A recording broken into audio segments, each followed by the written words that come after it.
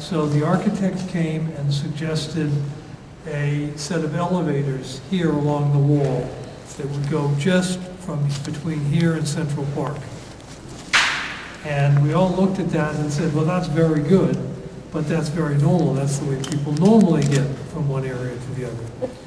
So the concept evolved over time. We said it had to be better than that. And the initial concept was, as I say, those elevators. It then became a suggestion that we give everybody a jetpack that they could wear and zoom on. And it eventually evolved into this, which is the rising tide bar. And this is, I think this will be the world's largest elevator. That part that has, looks like the tin foil on the bottom, this whole thing is the bar. And it'll do nothing but go up and down between these two decks.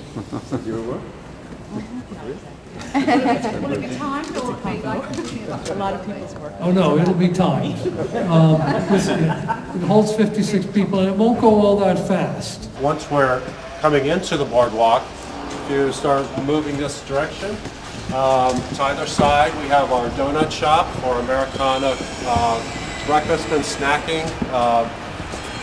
Traditional donuts and pastries, coffee will be offered here.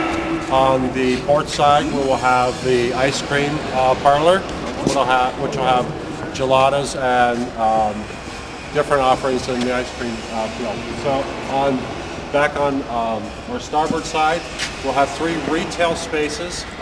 For the first time, we're going to designate for age groups to go with the specific demographics. So we'll have a retail establishment for the teens, another retail outlet for children, and then we'll have a specialty retail for those of you with a sweet tooth, specifically for candy. So something for everyone here. We have in the center of our ship a park, and that's how we arrived at the name.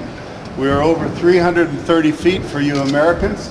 For the rest of the world, we're about 100 meters long. We're about 19 meters in width, 60 some feet. So we have quite a large structure, bigger than a lot of parks. We are on deck 8 here. If you look at the rim around the top, that is on deck 15. We have over 330 staterooms, which look into Central Park, giving us an enormous percentage of staterooms that have a balcony and a view in them. The park will be, where you're standing and places like it, will be covered with tile. It'll be very much of a rustic type of setting. Each one of these areas in through here and areas back in here are planters, and they will be filled with plants. This structure behind me is we call it the glass house.